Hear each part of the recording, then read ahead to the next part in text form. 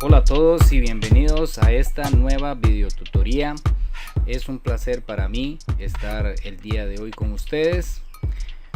Hoy en la videotutoría vamos a trabajar un resumen para la tercera evaluación del curso de matemáticas de octavo del primer semestre del año 2021 para el Colegio Nacional de Educación a Distancia. Mi nombre es Javier Vargas Vargas y soy el profesor de matemáticas de la sede de Palmares. Bien, los temas que tenemos para esta videotutoría son algunos ejemplos de operaciones con polinomios. Vamos a trabajar un poquito acerca de la suma, la resta, la multiplicación y la división. Además vamos a trabajar un poco de las ecuaciones lineales, vamos a ver también algunos ejemplos y algunos problemas, ¿verdad? Esos que tanto se nos complican a veces. Vamos a trabajar un par de problemitas de resolución en los que se aplican las ecuaciones lineales o las ecuaciones de primer grado en su solución. Además vamos a trabajar el tema de estadística, vamos a analizar lo que son las tablas de frecuencia, vamos a ver cuándo tenemos frecuencia absoluta, cuándo tenemos frecuencia relativa, y para terminar la clase del día de hoy vamos a trabajar lo que es la probabilidad clásica.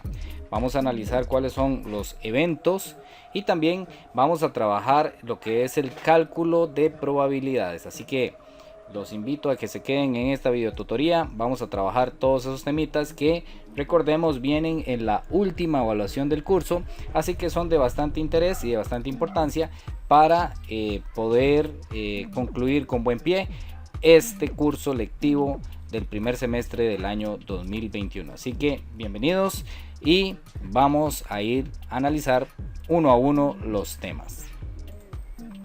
Primero vamos a empezar con lo que es operaciones con polinomios. Esto recordemos que está en la semana 11. Ustedes pueden ir ahí a la plataforma y van a encontrar en la semana 11, van a encontrar algunos de los documentos que hablan con respecto a lo que es suma y resta, multiplicación y división de polinomios. Entonces vamos a ir a la pizarrita y vamos a ir trabajando algunos de esos ejercicios. Bien, ya estamos acá en la pizarra y vamos a ir explicando con ejemplos cada uno de estos temas. Como les decía, el primer tema tenemos suma y resta de polinomios. Es importante y la base sobre la cual vamos a partir el día de hoy es sobre lo que es la suma de monomios. Bien, sabemos que la suma de dos monomios semejantes es igual a otro monomio semejante, pero el coeficiente es la suma de los coeficientes. Esto aplica tanto para la suma como para la resta. Vamos a ponerlo en práctica. Por ejemplo, si nosotros tenemos la siguiente suma, la que nos da el ejercicio acá, tenemos que sumar 7m a la 2n negativo y lo vamos a sumar con 10m a la 2n. Entonces nosotros, para poder resolver esta suma, tenemos que ver que los monomios primero son semejantes. Si los monomios no son semejantes, no los podemos sumar. Tenemos acá que son semejantes. ¿Por qué? Porque n a la 2 está presente en los dos términos. Es decir, para que dos monomios sean semejantes, tienen que tener exactamente las mismas letras con los mismos exponentes. Por ejemplo, acá tenemos m con el exponente elevado a la 2 y tenemos n también con exponente elevado a la 1. Recordemos que cuando no viene el exponente es como que si ahí estuviera presente un 1. Luego tenemos aquí igual m a la 2 y n a la 1. Entonces, por lo tanto, estos monomios son semejantes. Siempre que las letras, el coeficiente literal, el factor literal, sea exactamente igual, entonces estamos ante dos monomios semejantes. Entonces, ¿cómo se resuelve eso? Bueno, el ejemplo de acá nos dice lo siguiente. Tenemos que hacer la operación de los coeficientes numéricos únicamente. Es decir, las letras que vamos a tener al final van a ser exactamente las mismas. ¿Ok? Lo que vamos a hacer simplemente es la operación de los coeficientes. Entonces tenemos 7 negativo y tenemos más 10. Entonces tenemos que hacer esa operación. Recordemos que menos 7 más 10 es exactamente lo mismo que 10 menos 7. Por lo tanto, acá simplemente vamos a hacer 10 menos 7 es 3. 3m a la 2n. Entonces de ahí esta va a ser la base de la que vamos a partir para poder hacer todas las operaciones, ya sean con monomios o con polinomios. No importa si es una suma, no importa si es una resta, al final de cuentas lo que ocupamos es que los monomios sean semejantes. Entonces vamos a ver algunos ejercicios en los que podemos aplicar esa teoría ya puesta en práctica. Veamos el ejercicio A, este primer ejercicio que tenemos aquí. Lo primero que tenemos que hacer para poder realizar esta operación es identificar aquellos monomios que sean semejantes. Entonces, podemos encontrar en el primer término menos 6x a la 2. Entonces vamos a buscar otro término de ellos que tenga exactamente la misma letra con el mismo exponente. Podríamos pensar, bueno, acá tenemos 8 con x, pero 8 con x, el x está elevado a la 1. Por lo tanto, ese no es un término semejante con el primero. Tenemos que buscar uno que tenga x a la 2. Entonces seguimos buscando dentro de los términos y encontramos que en el cuarto término tenemos 5x a la 2.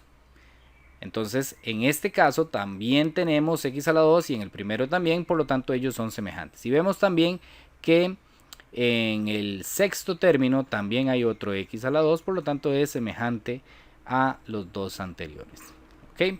Entonces aquí hay que tener claro que para que sean semejantes no basta con que tenga la misma letra, sino que tiene que tener la letra con exactamente el mismo exponente. Ok, entonces vamos a realizar esa operación. Vamos a hacer la suma de estos tres términos o resta, dependiendo de la operación que venga, y sabemos que el resultado va a quedar con x a la 2 porque en suma y resta la letra o el término literal se mantiene exactamente igual. Entonces lo único que tenemos que hacer es la suma o resta de los términos o de los coeficientes numéricos. ¿Ok? Entonces en este caso teníamos menos 6 del primero, 5 positivos más 5 del cuarto término y menos 9 del sexto término. Entonces tenemos menos 6 más 5. Recordemos que cuando uno es negativo y el otro es positivo, las cantidades deben restarse, manteniendo en este caso el negativo. Entonces nos daría menos 1 y menos 1 menos 9. Menos 1 menos 9, sabemos que cuando las dos cantidades están negativas, y lo hacemos por acá en un ladito, menos 1 menos 9, cuando las dos cantidades están negativas, se mantiene el negativo y se suman las cantidades. Yo siempre les digo a mis estudiantes que recordemos que para tener, digamos, una manera de acordarnos de cómo resolver este tipo de operaciones es recordar el truco de la deuda y de pago. Por ejemplo, si yo tengo acá menos 6, podemos decir debo 6 colones. Por ejemplo, debo 6 colones y los positivos los vamos a interpretar como tengo o como pago. Entonces negativos debo y positivos pago o tengo. Entonces debo 6 colones, pago con 5. Entonces como debía 6 y pagué con 5, todavía quedo debiendo 1. Y ahora quedé debiendo 9 más. Entonces debo 1 y debo 9. En total debo 10 colones. Entonces vamos a borrar acá. Ya sabemos que eso nos da menos 10. Entonces tenemos que esta primera operación me quedó menos 10 x a la 2. La letra se mantiene exactamente igual. Ahora vamos a hacer lo mismo para buscar los otros términos que sean semejantes.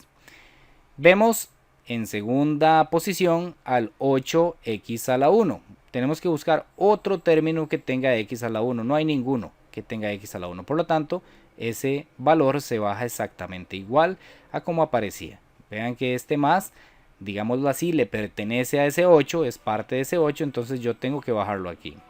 Ok, entonces continuamos buscando los que tengan y a la 2.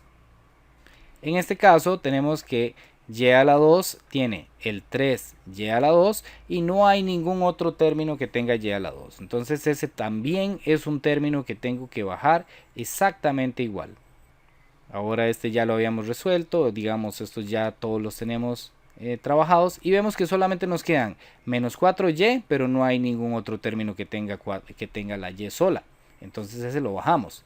Y tenemos el menos 20, pero no hay ningún otro valor dentro de los términos que tenemos en el polinomio que no tenga factor literal, entonces este también solamente lo bajamos.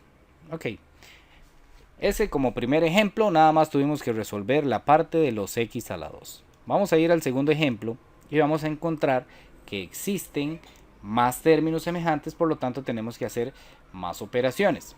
Entonces empecemos siempre con el primero y buscamos los términos semejantes. En este caso tenemos 8a a la 3.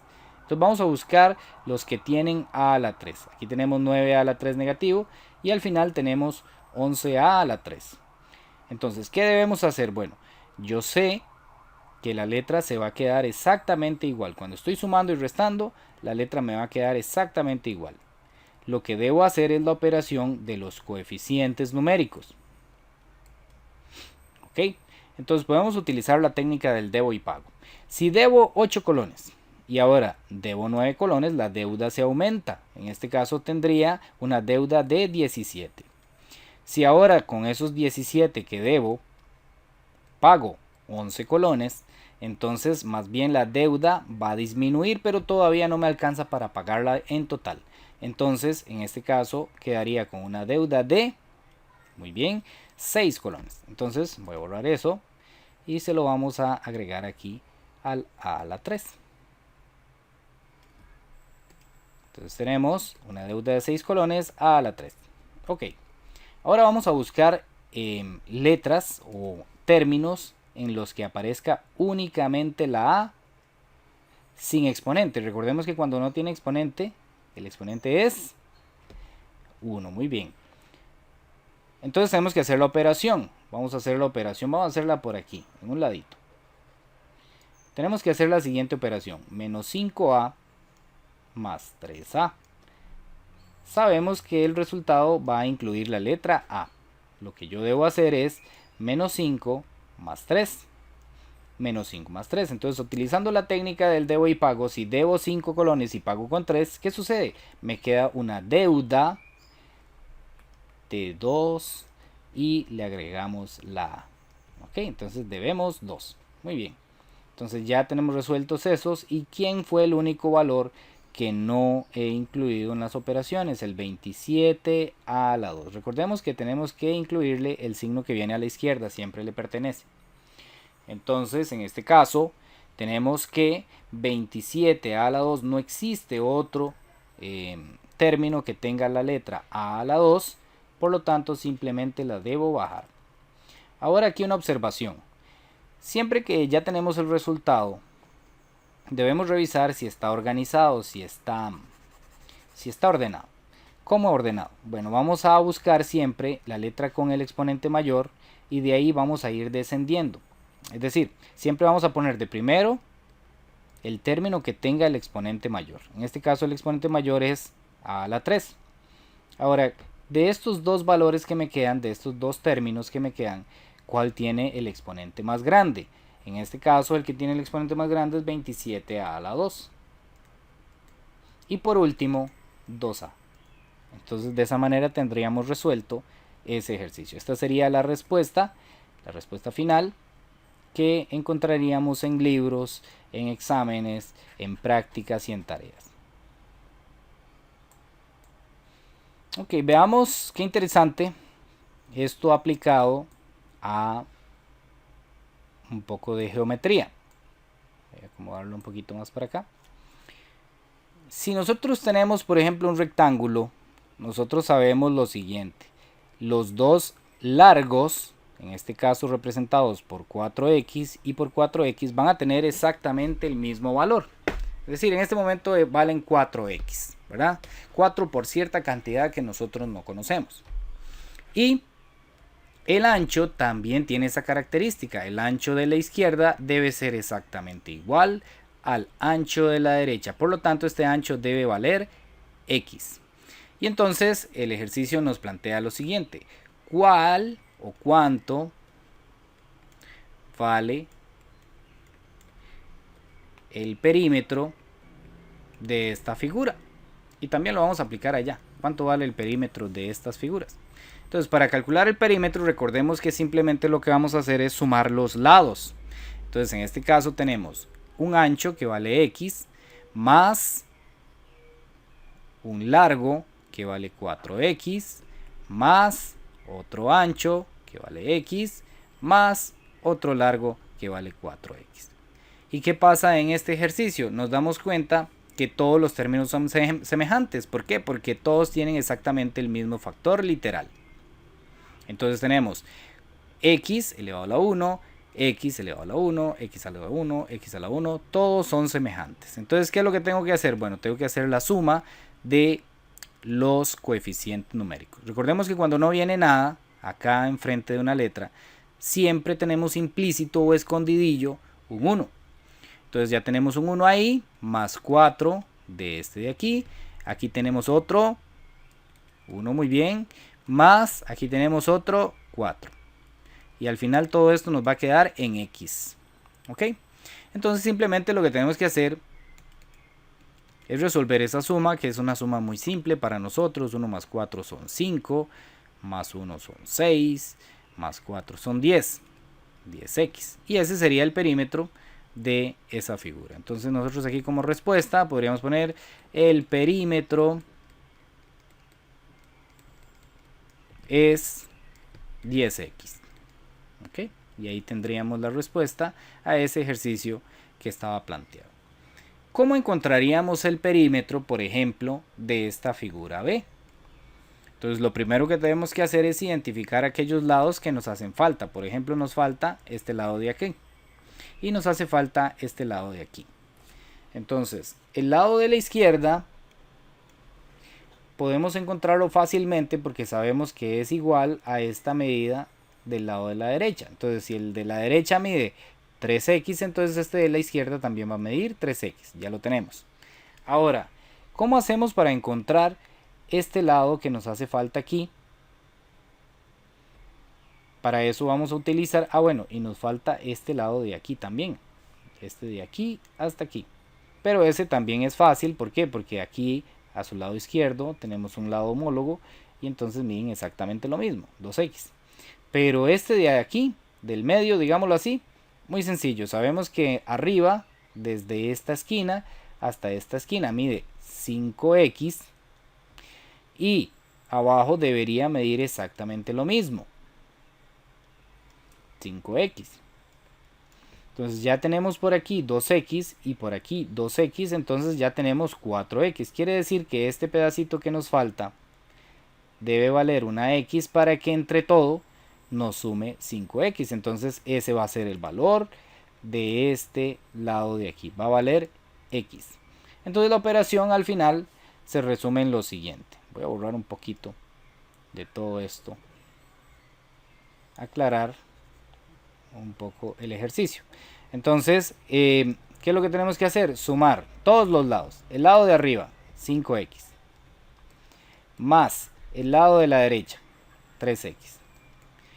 Más este lado de abajo, 2x. Más este lado de aquí, 2x.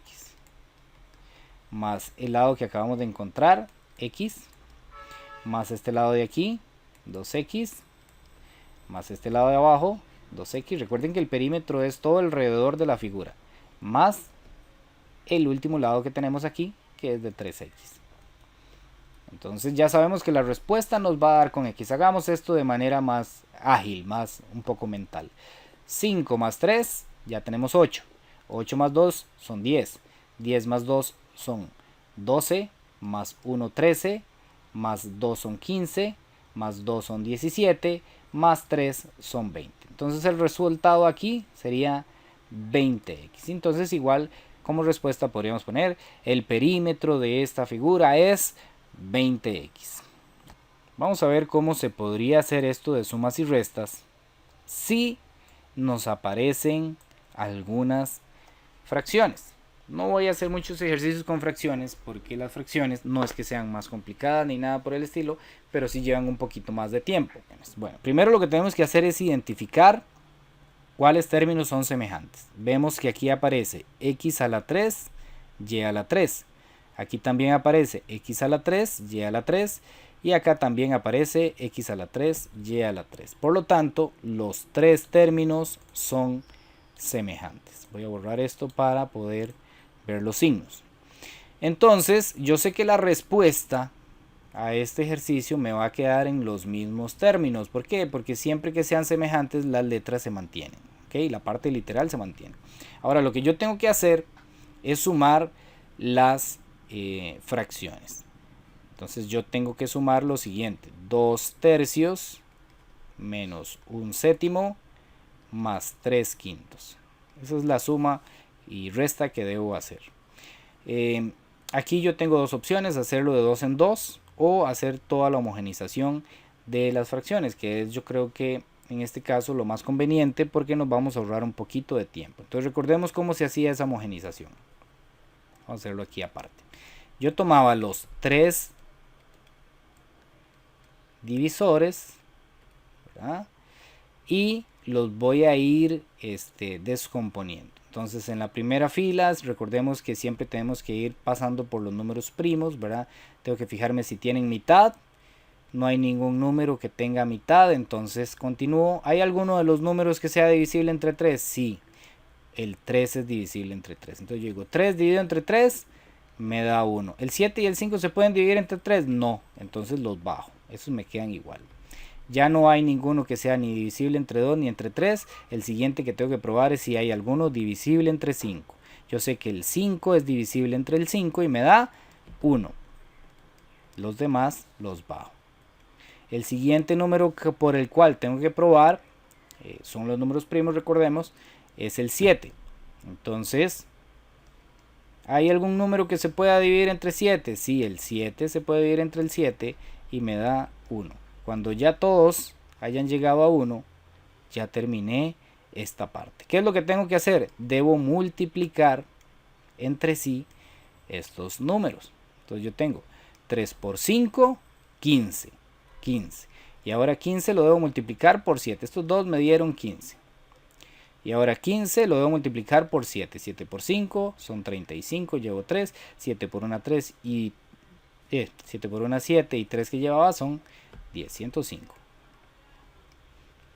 105. Entonces 105 va a ser el nuevo denominador para las fracciones que debo sumar. Entonces lo voy a hacer de la siguiente manera. Ya esta fracción 2 tercios, esta fracción 1 séptimo y esta fracción 3 quintos no van a tener como denominador 3, ni 7, ni 5, sino que todas van a tener el mismo denominador, que va a ser 105, que es un denominador que nos va a servir para todas las fracciones. Y entonces debo hacer lo siguiente: el nuevo denominador que tengo, que es 105, lo divido entre el viejo denominador, que es 3. 105 dividido entre 3. Vamos a apoyarnos aquí en la calculadora. No digan que es trampa, que nadie se dé cuenta. 105 dividido entre 3 nos da 35. Ese 35 que me da, debo multiplicarlo por el 2 de arriba. Entonces 35 por 2 da 70. 105 dividido entre 7. Vamos a apoyarnos aquí en la calculadora. 105 dividido entre 7 es igual a 15. 15 lo multiplico por el de arriba, me da 15, ¿verdad? 15 por 1 es 15. 105 dividido entre 5. De nuevo, apoyémonos aquí. 21. 21 por 3 serían 63. ¿Ok? Entonces ya tenemos que las fracciones son homogéneas. Profesor, ¿para qué está haciendo ese enredo? ¿Qué es ese montón de números? Recordemos que yo no puedo sumar las fracciones si tienen denominadores distintos. ¿Recuerdan? Si este y este son diferentes y este es diferentes, yo no puedo llegar y decir 2 menos 1 es 1, más 3 son 4. No, ¿verdad? No puedo hacer eso. Sería un error muy grave, porque las fracciones solamente se pueden sumar cuando son homogéneas, y el proceso para hacerlas homogéneas es justamente que estamos haciendo aquí.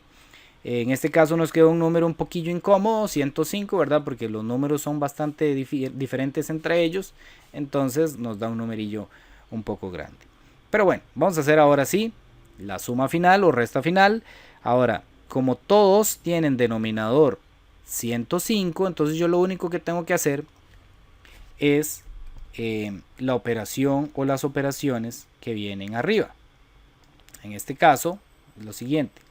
Tengo 105 abajo y voy a hacer las siguientes operaciones. A 70 le quito 15 y luego lo que me dé le sumo 63. Eso va a quedar con estas letras de aquí. Ok, vamos a hacerlo. 70 menos 15 son 50. No, mentira, 55. Son 55. A 55 le sumo 63. Tengo 8 por aquí. Y 5 y 6 son 11, 118. Entonces esto, la respuesta final sería la siguiente. Voy a correr esto un poquitito y ahorita lo volvemos a acomodar. Entonces esto nos quedaría 118 entre 105 x a la 3y. Entonces, como les decía, no es que hacer con fracciones sea más difícil, no es tanto lo que sea difícil, sino que nos quita un poquillo más de tiempo. Entonces, por eso en esta videotutoría quería mostrarles este ejemplo, un ejemplo, digamos, que nos lleva trabajo, que nos lleva un poquito de esfuerzo, pero que al final de cuentas no es tan complejo. Ahora les voy a mostrar un truco aquí y que nadie diga nada. Si sus profesores dicen que quién se los enseñó, ustedes no me canten. Y es que en estas calculadoras científicas, muchos de ustedes ya las tienen por ahí, podemos comprobar la operación. Vamos a comprobar si lo hicimos bien. Dios, que salga bien, porque si no aquí el país entero se va a dar cuenta que lo hice mal.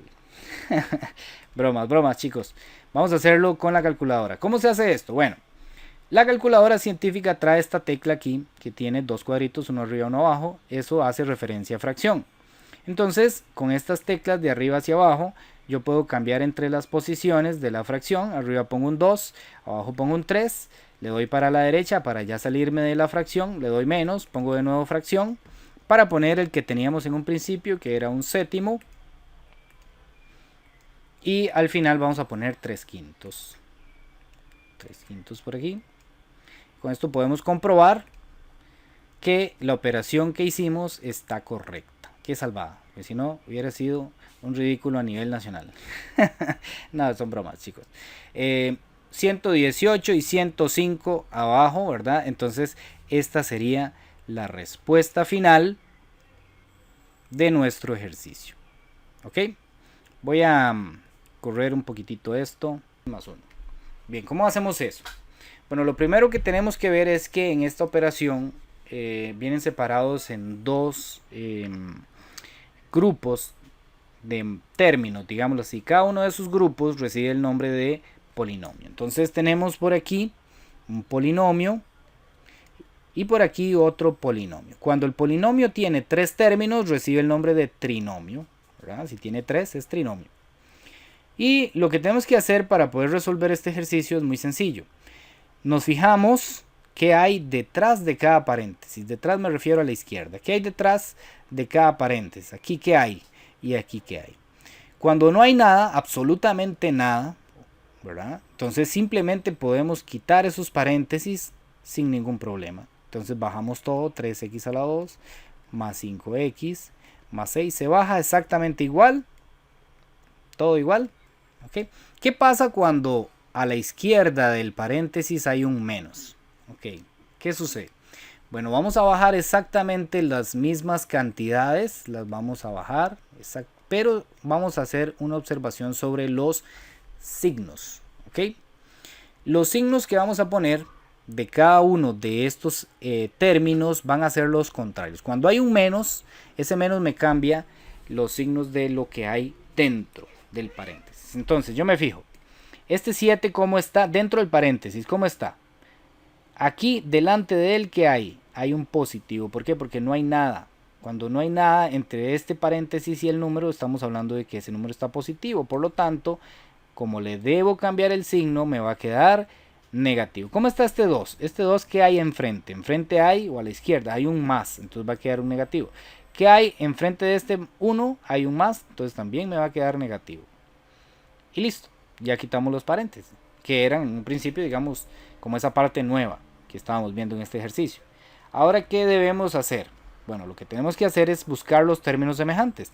Tengo 3x a la 2 y aquí tengo 7x a la 2. Vamos a irlos haciendo ya de manera más práctica. Tengo 3, ¿verdad? Y debo 7. Entonces debo 7, tengo que pagar 7, pero solamente tengo 3. ¿Qué va a suceder? Voy a quedar debiendo 4. La letra se mantiene exactamente igual. ¿Cuáles otros términos semejantes hay? Tengo 5x y tengo 2x. El 5 está positivo, el 2 está negativo. Entonces, tengo 5x y me quitan 2. ¿Cuántas x me quedan?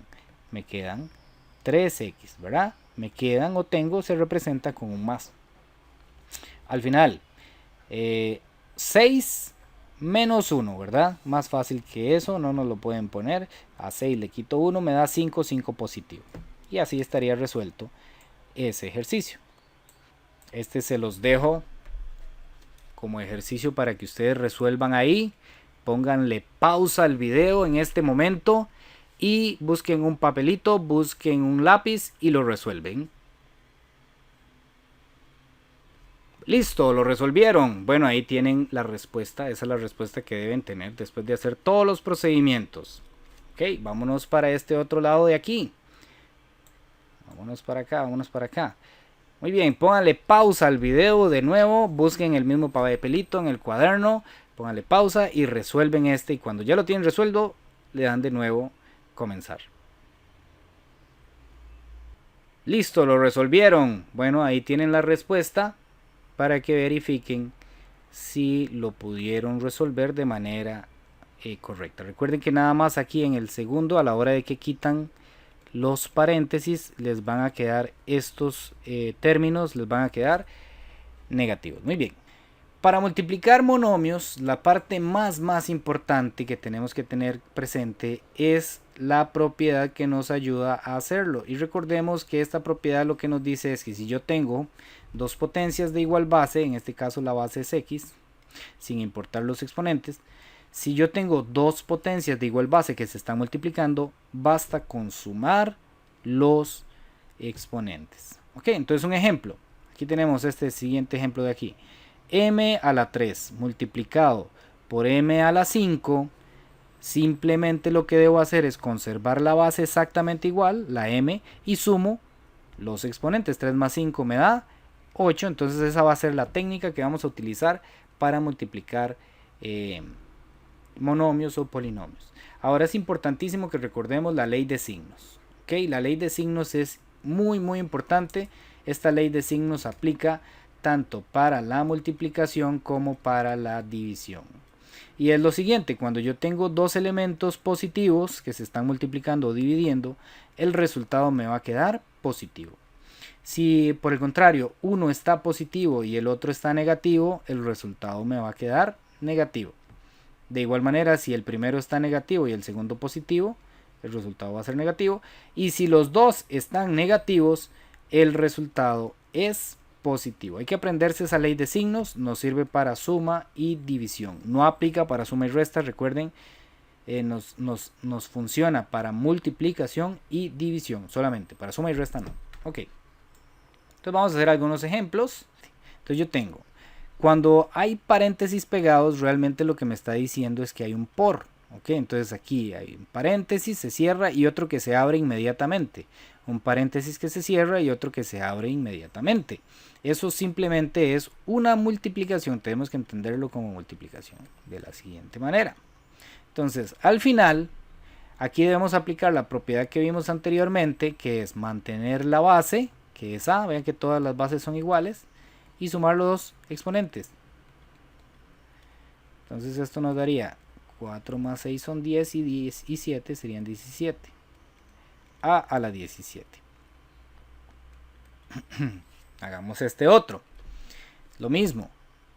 Un paréntesis que se cierra, pero ojo con este problema. Hay un 2 aquí, ¿lo ven? Este 2 está como exponente del paréntesis. Entonces vamos a hacer lo siguiente. Vamos a trabajar este aparte. 8x a la 2y y está elevado a la 2 por 7xy a la 3. Ok, antes de quitar los paréntesis voy a hacer lo siguiente. Este 2 que está aquí está elevando tanto a este primero, al coeficiente numérico, como a los factores literales. Entonces básicamente lo que se hace es elevar cada uno de ellos. Entonces menos 8 lo elevo a la 2. Entonces sería, recordemos cómo se hace menos 8 elevado a la 2. ¿Cómo se hace? Se hace menos 8 por menos 8. Sabemos que 8 por 8 es 64 y menos por menos, según la ley de signos, nos da 64. Positivo. Cuando es una letra que está con exponente y lo tengo que elevar a otro exponente, entonces simplemente se multiplican entre sí esos exponentes. Entonces me quedaría 2 por 2, 4. Y ya la 2, como nada más tenía 1, 1 por 2, 2.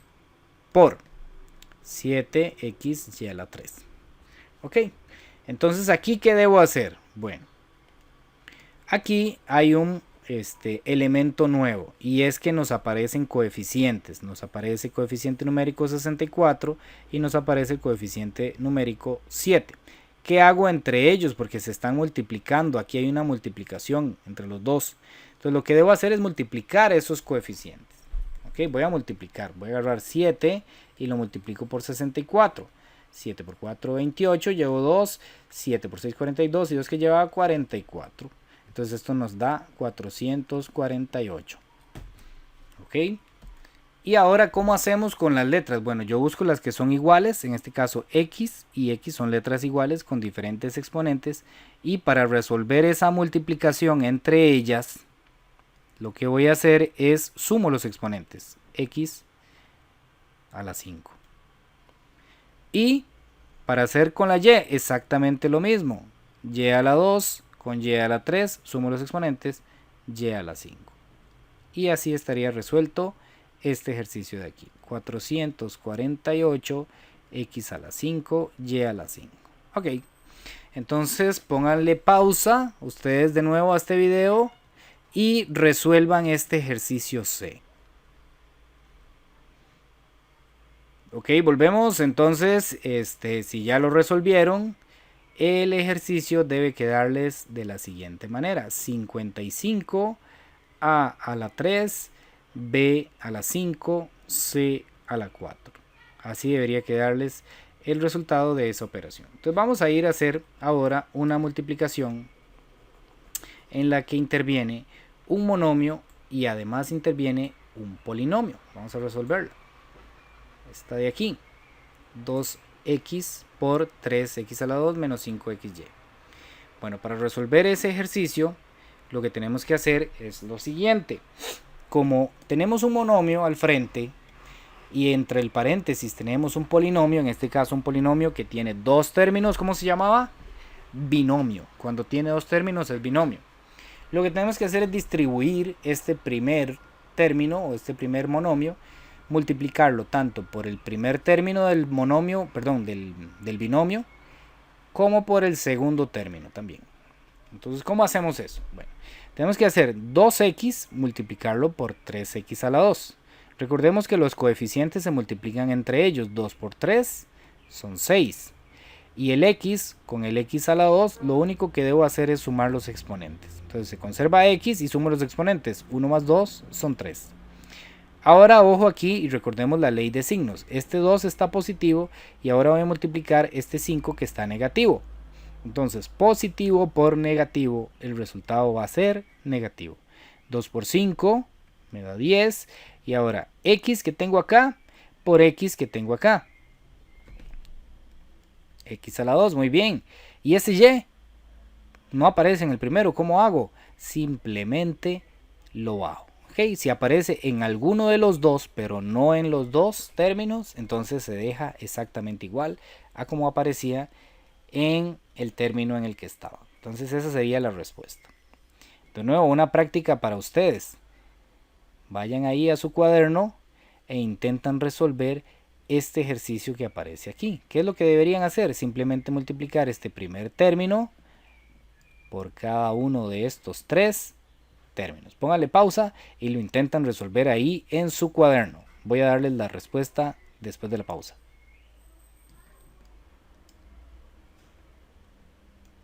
Volvemos. Entonces ahí está la respuesta. Comparen con lo que ustedes hicieron y verifiquen si hubo algún error o si todo estuvo excelente. Espero que haya sido así.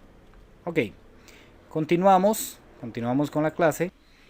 ¿Cómo se aplicaría esto que estamos haciendo a geometría? Por ejemplo, si tenemos un rectángulo en el que el largo mide 12 x a la 2 y a la 5 y el ancho mide 7 x a la 3 y a la 4, ¿cómo podríamos encontrar el área de esa figura? Muy bien, ustedes recuerdan que el área de cualquier rectángulo se encuentra multiplicando el largo por el ancho. Entonces simplemente para encontrar el área acá, lo que tenemos que hacer es multiplicar 12 x a la 2 y a la 5, que es el largo, multiplicarlo por el ancho, que es 7 x a la 3 y a la 4. ¿Cómo resuelvo eso? Bueno, muy sencillo. Recordemos que multiplicamos entre sí los coeficientes. 12 multiplicado por 7, 7 por 2, 14, llevo una, 7 por 1, 7 y una que lleva 84. Entonces ya tenemos que el área sería igual a 84 y ahora debemos multiplicar o relacionar entre sí las letras. Tengo x a la 2, lo debo multiplicar con x a la 3. Simplemente lo que voy a hacer es que conservo la x no cambia, pero sumo esos exponentes. 2 más 3 son 5. Y por último, y a la 5 y y a la 4. Simplemente conservo la y sumo los exponentes. 5 más 4 es 9. Polinomio, pero en este caso tenemos dos polinomios. ¿Cómo sé yo que son polinomios? Porque este primer agrupamiento tiene dos términos. ¿Cómo dijimos que se llamaba? Binomio. Y este también, que está entre paréntesis, tiene dos términos, es otro binomio. Entonces los dos son polinomios. ¿Cómo se resuelve esa operación? Muy bien, vamos a ver cómo se resuelve. Muy sencillo. El primer término de acá, que es 2m, lo voy a distribuir y lo voy a multiplicar por cada uno de los términos que aparezcan en el segundo polinomio. Entonces yo tengo 2m y lo voy a multiplicar por m a la 2n. ¿Qué pasa aquí? Este m a la 2n no tiene coeficiente numérico, no se le ve. Entonces recordemos que cuando no se ve el coeficiente numérico, el numerito que debería venir adelante, no está implícito. Entonces ahí lo que hay es un 1. Entonces, ¿cómo resuelvo eso? 2 por 1, 2. Ahora voy a relacionar la m a la 2 con la m a la 2. M a la 2 y m a la 2, se conserva la m, se suman los exponentes, 2 más 2 es 4. ¿Qué pasa? Esta n no está en el primero, entonces nada más la escribo exactamente igual a como venía en el subtérmino. Muy bien, ya hice la primera. Ahora voy a hacer 2m a la 2 por 3n a la 2. Ojo que el primero 2 está positivo y el 3 está negativo. Positivo por negativo me queda negativo. 2 por 3 son 6, m a la 2, n a la 2. ¿Por qué? Porque ninguno de ellos está en el otro término, ¿verdad? Entonces simplemente se va. Ya terminé con el primero. Ahora debo hacerlo con el segundo. 5n a la 3 por m a la 2n y 5n a la 3 por 3n a la 2. Eso debo hacerlo con el segundo término. Entonces lo que voy a hacer es lo siguiente. 5 por 1, 5. Y ojo que los dos están positivos, me va a dar positivo. 5. M a la 2 y n a la 3 y n a la 1 me da n a la 4. Ya multipliqué el segundo término del primer polinomio por el primer término del segundo polinomio. Ahora voy a hacer el último de los procedimientos, que sería 5 por 3, pero ojo que este está positivo y este está negativo, me va a quedar negativo. 5 por 3 es 15 y ahora sí, los dos tienen n, entonces sí debo sumar los exponentes. Es una buena costumbre siempre revisar si existen términos semejantes acá. Al final de una multiplicación de polinomios siempre debo revisar si existen polinomios semejantes. Pero observando no encontramos polinomios semejantes, ¿verdad? ¿Por qué? Porque este tiene m a la 4, n, este tiene m a la 2, n a la 2, este m a la 2, n a la 4 y n a la 5. No hay términos semejantes. Entonces aquí les dejo este ejercicio de práctica para que ustedes ahí en su cuaderno, ahora que están estudiando, lo realicen. Póngale pausa y lo realizan y a la vuelta van a tener la respuesta. Ok, volvemos. Ahí encontramos la respuesta y observen que en este caso sí quedaban términos semejantes, el 8m a la 3, n a la 3 y el 21m a la 3, n a la 3. Por lo tanto, hay que reducirlos, hay que hacer la operación que aparece ahí, que sería 8 menos 21. Debo 21, pago con 8, quedo debiendo 13. Muy bien, vamos a ir al siguiente tema, que este está en la semana 13 ahí en la plataforma, que es algunos ejemplos, vamos a ver, de ecuaciones y también un poquito acerca de el lenguaje algebraico. Bien, vamos a trabajar unas ecuaciones sencillas. Recordemos que una ecuación es una igualdad en la que hay presente una o varias cantidades desconocidas en las que se llaman variables o incógnitas y que generalmente se representan con letras minúsculas. Por ejemplo, las igualdades 8 más x igual a 43, esa es una ecuación, ¿verdad? Tenemos una letra que no sabemos cuál es su valor, pero yo sé que si a esa letra le sumo 8, o a ese valor le sumo 8, me va a dar 43. Mentalmente podríamos resolver eso. Luego tenemos aquí otro ejemplo de ecuación. 2n menos 4 igual a 16. Y por último, 3 igual a 18 entre m. Todas esas son ecuaciones que tienen una sola incógnita o una sola variable. Y esa variable tiene como exponente 1, por lo tanto se les llama de primer grado. De exponente 1 sería sinónimo de decir de primer grado. Vamos a despejar la x. Despejar la x. ¿Qué significa despejar la x? Vamos a tratar de que la x o la incógnita, ¿verdad? Ya en ese caso que sea x o algún otro, otra variable, vamos a tratar de dejarla sola. Para eso vamos a hablar de que las ecuaciones siempre tienen dos lados. Tienen el lado izquierdo y el lado derecho. ¿Quién los separa? Los separa el igual. ¿Ok? Entonces, para que haya una ecuación siempre tiene que haber una variable y la igualdad, el símbolo de igual. Entonces, el igual separa en dos sectores a la ecuación. Vamos a decir que tiene un lado derecho del igual y tiene un lado izquierdo. ¿Ok? Entonces la idea siempre va a ser que la x o la variable quede sola de algún lado del igual. Entonces si yo tengo lo siguiente, x más 8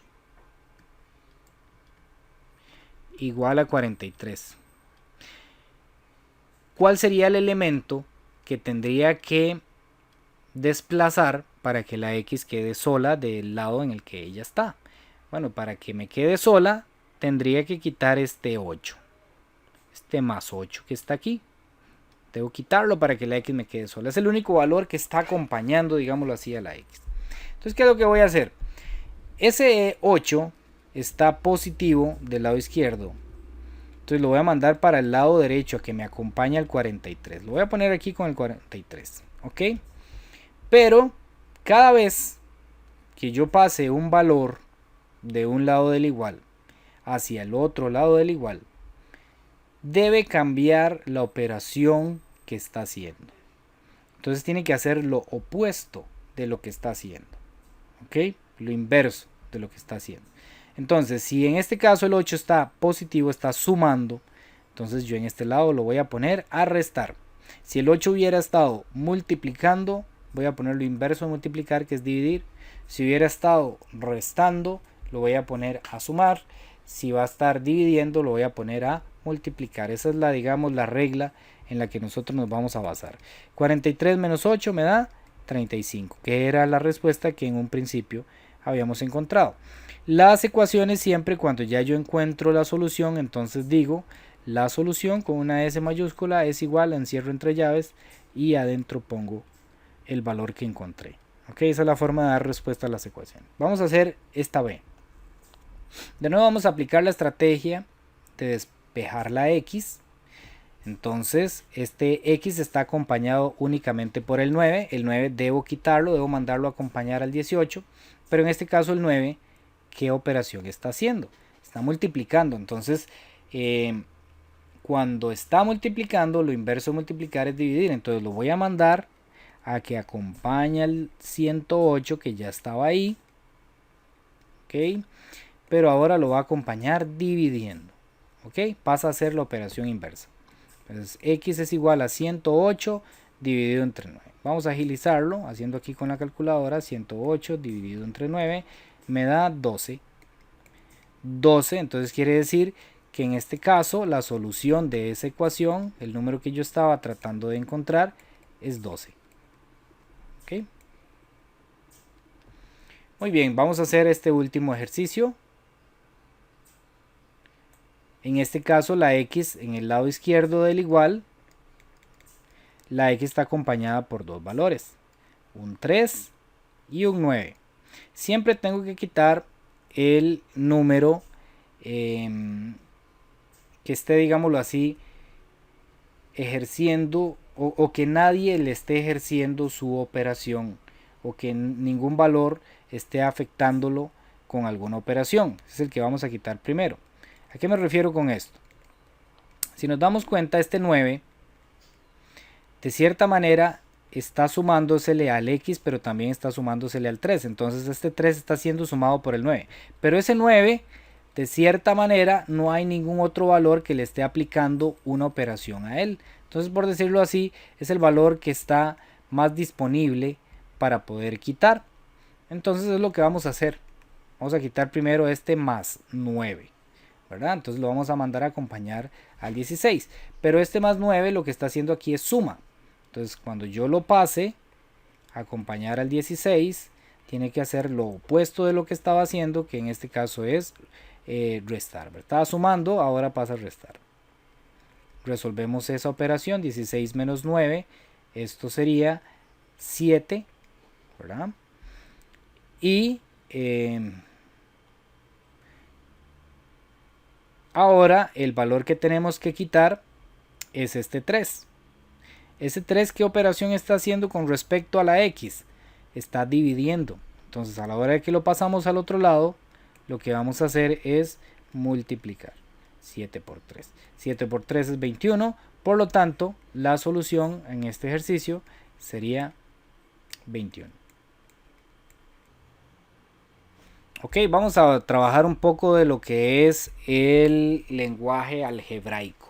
Ok, vamos a resolver ecuaciones o vamos a resolver problemas en los que interviene el lenguaje algebraico.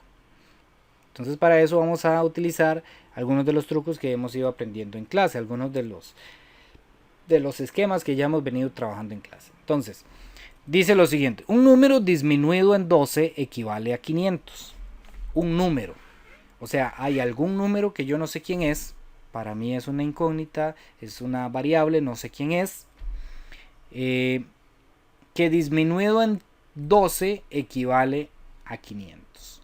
Entonces vamos a ir trabajando esto paso por paso. ¿Qué significa disminuido? Bueno, en matemáticas siempre vamos a asociar disminuido con una resta. Equivale siempre lo vamos a asociar con el signo del igual. Entonces ya tenemos un poquito acerca de este problema. Tenemos resta 12 igual 500, ¿verdad? Aquí está el 12, aquí está el igual, aquí está el 500. Y ahora tenemos esta parte de aquí que nos dice un número. Un número en matemáticas, siempre que nos diga exactamente así, un número, lo vamos a representar con una letra, con una variable. En este caso utilicemos la que más se usa, que es X. Entonces, traducido este problema ya al lenguaje algebraico, nos quedaría X menos 12 es igual a 500. Hay un número que si le resto 12 me da 500. Mentalmente podríamos decir 10, 512. Si a 512 le quito 12 me va a dar 500. Pero resolvámoslo con el procedimiento. Este 12 que está aquí restando ¿verdad? Con respecto a la x, ¿qué le está haciendo este 12 a la x? Lo está restando. Entonces lo voy a pasar a acompañar al 500 para que la x me quede sola en el proceso de despeje, pero ahora con la operación inversa, que es suma. Entonces 500 más 12 serían 512. Entonces aquí la respuesta a este problema es: ¿cuál número disminuido en 12 equivale a 500? Bueno, el número que estábamos buscando corresponde a 512. Y ya tendríamos resuelto ese problema. Vamos a ver un segundo problema. Dice, un número aumentado en 15 equivale a 95. ¿Cuál es ese número? Bien, entonces dijimos que siempre que nos aparezca esta clave, un número, vamos a escribir X o una variable. Podríamos poner Y perfectamente, o A, o cualquier letra. Usualmente utilizamos la X, entonces podemos utilizar la X sin ningún problema. Entonces un número, siempre que diga un número, lo vamos a poner como una X. Aumentado. Aumentado. ¿Qué significa aumentado en matemática? ¿Con qué lo podemos relacionar? Bueno, lo podemos relacionar con una suma. Entonces, suma en lenguaje verbal, digámoslo así, lo podemos también mencionar como aumentado. En 15, o sea, si a este número, que es X, le sumamos 15, equivale, que dijimos que equivale es lo mismo que poner igual, a 95. ¿Cuál es ese número? Bueno, hay un número que si le sumo 15 me da 95. Bueno, nosotros mentalmente lo podríamos resolver. Pero vamos a aplicar el procedimiento.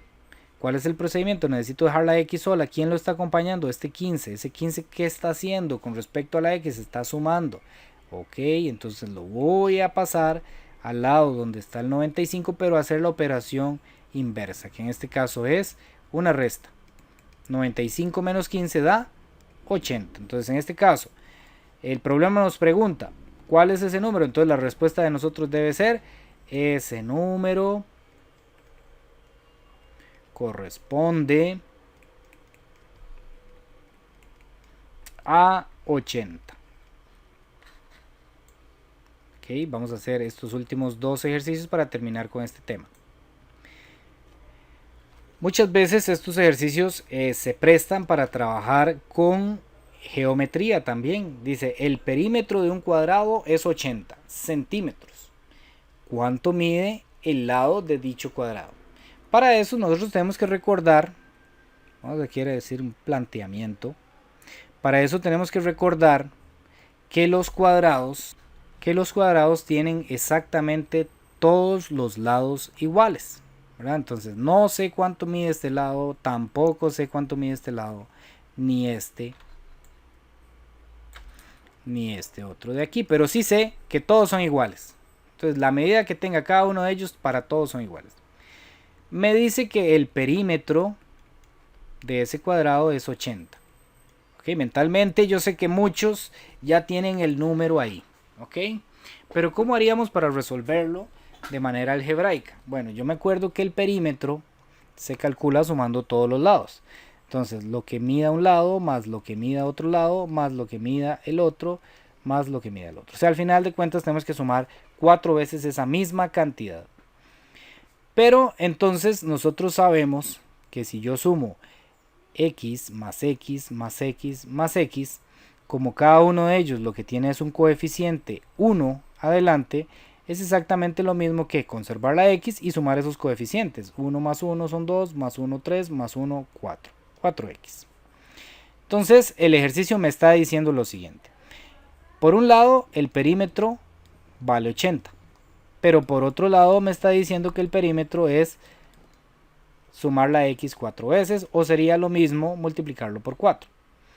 Por lo tanto, me está diciendo, si el perímetro es 4x y a la vez el perímetro es 80, quiere decir que esta cantidad de aquí es exactamente la misma cantidad de aquí. Por lo tanto, 4x es igual a 80. ¿Ok? Cuando yo sume esos cuatro lados, me va a dar 80. Y ya yo tengo aquí la forma de resolverla de manera muy sencilla. ¿Por qué? Porque este 4 lo que está haciendo es multiplicando con respecto a la x. Voy a borrar para que me quede espacio. 4x es igual a 80. Entonces este 4 está multiplicando y necesito que la x me quede sola, necesito despejarla. Entonces este 4 que está multiplicando voy a pasarlo al lado de 80, pero hacer la operación inversa de multiplicar, que es dividir. Entonces 80 dividido entre 4 me da igual a 20. Eso quiere decir que yo en la respuesta debo escribir el lado del cuadrado. Ok, ahí tendríamos resuelto ese ejercicio. Y por último tenemos uno acá, un problema un poquito más complejo, que nos dice que Juan y David juegan a un videojuego. Si el puntaje obtenido por David es 150 menos que el de Juan, pero entre los dos alcanzaron 1960 puntos, ¿cuál es el puntaje de cada niño? Muy bien, aquí la estrategia siempre va a ser la siguiente. ¿Okay? Siempre vamos a hacer una recolección de datos. ¿Okay? Y vamos a ir apuntando lo que tenemos. Esto es importantísimo porque de aquí es de donde podemos tener los insumos necesarios para poder resolver el ejercicio. Tenemos que entre los dos alcanzaron 1960 puntos. Entonces, lo que tenga Juan más lo que tenga David me va a dar 1960 puntos. Ok, vean la clave para resolver este ejercicio. Dice, el puntaje obtenido por David es 150 menos que el de Juan. Pero entonces nosotros nos hacemos inmediatamente la pregunta, ¿cuántos tiene Juan? Siempre que eso suceda, le voy a asignar la variable, la incógnita, a ese elemento al que están haciendo referencia. Si ustedes lo ven, están dándome el puntaje de David haciendo referencia al de Juan. Pero el de Juan nosotros lo desconocemos, no sabemos cuál es el de Juan. Entonces ahí es donde está la clave para resolverlo. Vamos a asignarle a Juan la incógnita, en este caso X. ¿Por qué? Porque si yo supiera cuántos puntos tiene Juan, para mí sería muy fácil resolver cuántos puntos tiene David. ¿Por qué? Porque si Juan tiene, por ejemplo, 1000, entonces yo sé que David tiene 150 menos. Entonces a 1000 le resto 150, me van a dar 850. Ese sería un ejemplo, ¿verdad? Entonces, siempre en los problemas vienen este tipo de relaciones. Me dan el dato de uno con respecto al otro. Entonces, ese segundo siempre va a ser para nosotros la incógnita y va a ser una forma muy fácil de resolverlo. Entonces, veámoslo. Si Juan tiene X cantidad de puntos, ¿qué tengo que hacer yo para encontrar la cantidad que tiene David? Muy bien, lo que tiene Juan, que en este caso es X, no sabemos cuánto, le resto 150 puntos y ya voy a obtener el valor de los puntos de David. Ahora sí, ¿cómo traducimos eso a una operación que me ayude a resolverlo? Muy bien. Sabemos que entre lo que tiene Juan, que es X, más lo que tiene David, que es X menos 150, el resultado es 1960. Entonces eso yo me vengo para acá y lo resuelvo. Por un lado tengo X aquí y tengo X aquí, son términos semejantes. Este como coeficiente 1, este como coeficiente 1. 1 más 1 son 2, 2X. Y a eso le estoy restando 150. Ahora, tengo dos valores que están acompañando a la X. Necesito despejarla. Debo quitar este 150 y tengo que quitar también este 2. ¿Cuál quito primero? Quito primero este que está restando. ¿Ok? Entonces, bajo el 2X. Y este 150 que está restándole a la X, lo voy a pasar al otro lado. Junto con el 1960, lo voy a pasar a sumar. Entonces, 2X es igual 1960 más 150. Tendríamos 2110. Y ahora este 2, ¿qué está haciendo con respecto a la x? ¿Qué operación hay entre ellos dos? Una multiplicación. Entonces lo voy a pasar al otro lado, a hacer la operación inversa de multiplicar, que es dividir. Es decir, le voy a sacar la mitad a 2110, que serían 1055. ¿Ok? Y entonces ya podemos encontrar la respuesta. ¿Por qué? Porque me está diciendo que x, la cantidad que yo desconocía, es 1055. Eso quiere decir que la cantidad de puntos que tenía Juan era de 1055 puntos. ¿Y cómo hago para encontrar la cantidad de puntos que tenía David? Bueno, a 1055 puntos, que es los que tiene Juan, le resto 150 y obtengo el resultado de la cantidad de puntos de David, que serían 905. Entonces recordemos que siempre en los problemas tenemos que dar una respuesta. Entonces, como respuesta vamos a decir cuál es el puntaje de cada niño. Entonces el puntaje de Juan tiene 1055 puntos y David 905 puntos. Bien, en la siguiente parte vamos a trabajar un poco acerca de la estadística que se encuentra en la semana 14. Para ello vamos a trabajar la parte de la recolección de la información, lo que es interrogación o experimentación. Vamos a trabajar un poquito acerca de eso, en cuáles casos utilizamos interrogación y en cuáles otros se utiliza la experimentación. También vamos a hablar un poquito acerca de lo que son las tablas de frecuencia, ya sea absoluta o relativa. Y por último vamos a ver también un poco acerca del análisis de gráficos. Entonces vamos a la pizarra. Bien, como introducción tenemos que la estadística es la ciencia que recoge, organiza, representa y analiza, además de generar conclusiones a partir de datos obtenidos de diferentes fuentes como encuestas, estudios, experimentos o entrevistas. Esto con el fin de explicar o buscar regularidades de distintos fenómenos. Entonces, en general, la estadística se basa en lo que es la recolección de datos. ¿Ok?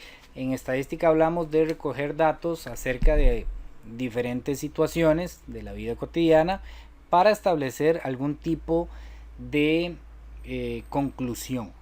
Entonces tenemos dos tipos de recolección de datos. Podemos hacer la recolección de datos por medio de la experimentación, que en la experimentación hablamos de que es un método por el cual las variables pueden ser manipuladas en condiciones que permiten la unión de los datos, conociendo los efectos de los estímulos recibidos y creados para su apreciación. En el experimento existe un control directo sobre el factor de lo que se va a analizar. Entonces, cuando hablamos de experimentación es aquellos casos en los que la persona que está realizando el estudio tiene acceso directo y puede manipular los elementos que están en estudio. Por ejemplo, un estudio agrícola en el donde se tratan algunas plantas con abono y algunas otras con otro tipo de abono. Eso para analizar, ¿verdad?, cuál es el beneficio o cuáles son los resultados de un abono o del otro. Entonces, en ese tipo de casos en los que el que está haciendo el estudio puede manipular directamente los elementos, trabaja con ellos, los tiene para hacer sus experimentos, entonces ahí estamos hablando de experimentación. Otro ejemplo sería cuando se hace un estudio de los efectos secundarios que produce un nuevo medicamento, ¿verdad? Entonces está trabajando directamente con los elementos en estudio.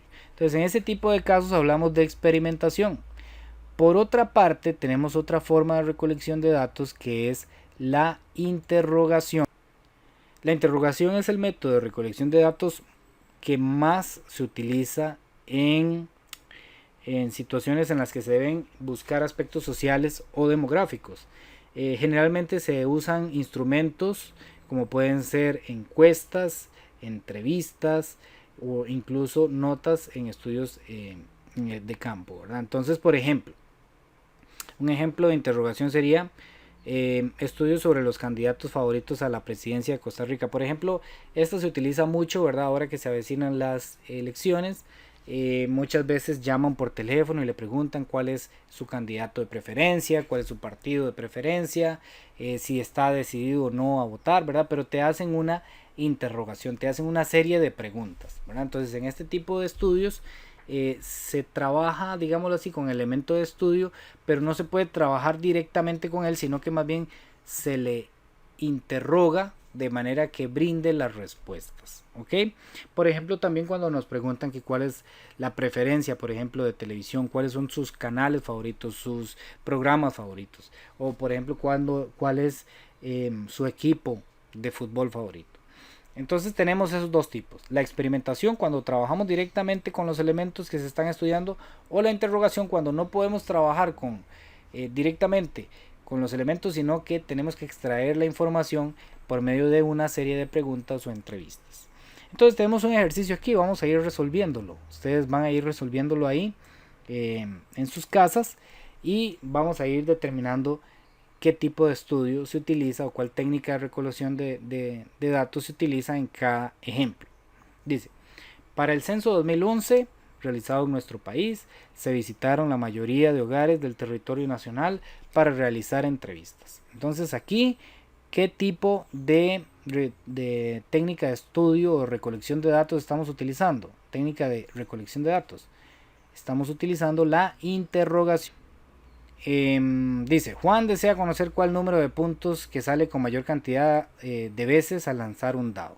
Ven que aquí no hay manera de que Juan le pregunte al dado ningún tipo de situación, ¿verdad? O sea, no hay forma de que le esté consultando al dado, ¿verdad? Para que el dado le brinde una respuesta, no.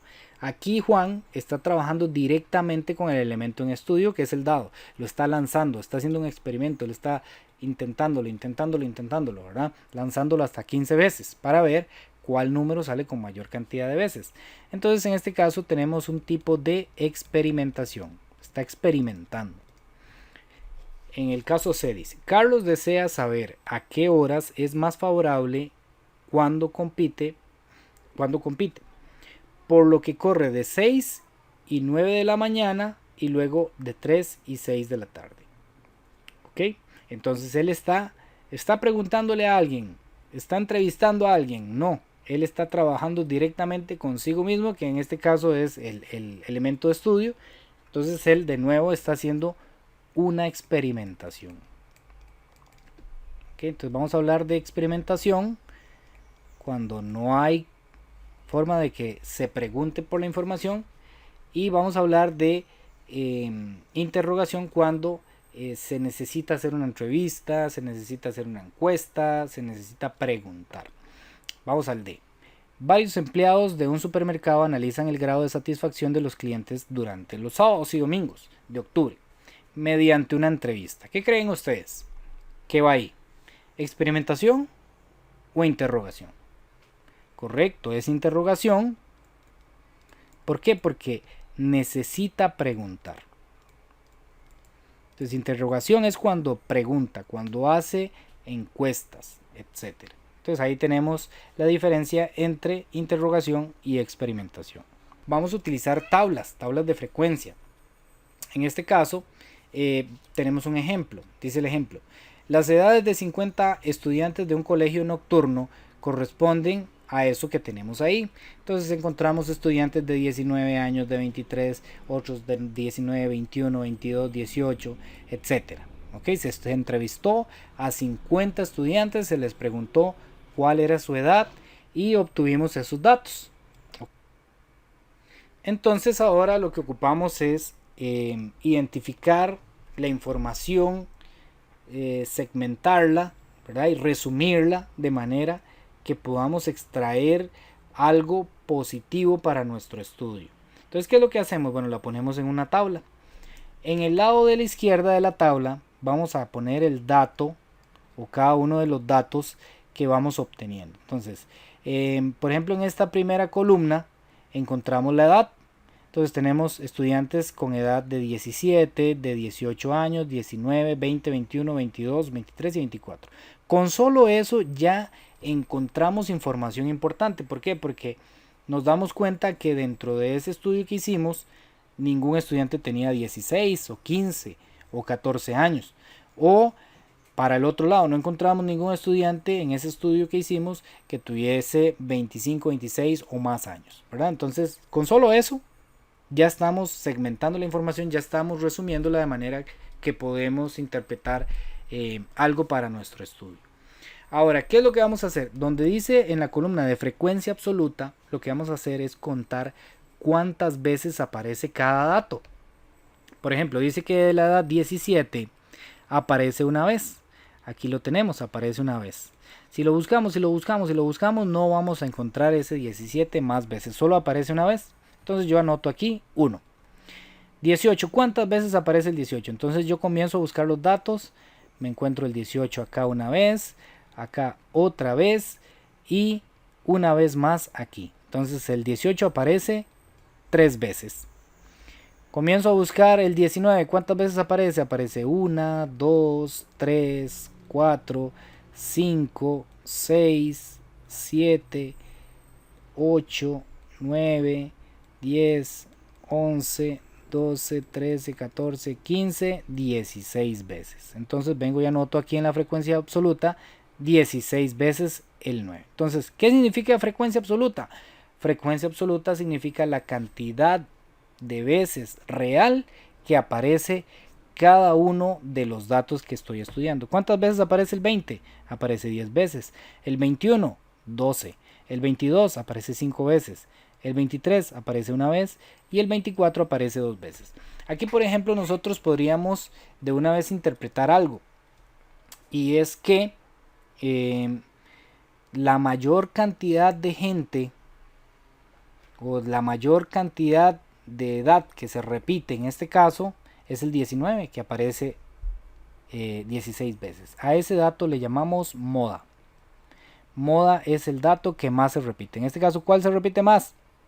El 19, ¿verdad? El dato que nos interesa es 19, ¿verdad? La edad que más se repite, 19. ¿Cuántas veces aparece? Aparece 16 veces, pero en este caso decimos que la moda es 19 porque es el dato que aparece más veces. Ok. Entonces, en frecuencia absoluta vamos a ir poniendo la cantidad de veces que aparece cada uno de los datos. Y en frecuencia relativa, ¿qué es la frecuencia relativa? Bueno, la frecuencia relativa tenemos dos maneras de verla. La frecuencia relativa en decimales y la frecuencia relativa porcentual. Digamos que la más utilizada es la porcentual porque nos habla del porcentaje o el peso que tiene cada uno de esos datos. Por ejemplo, si yo quiero saber qué porcentaje de los estudiantes tiene 19 años, es muy sencillo lo que voy a hacer.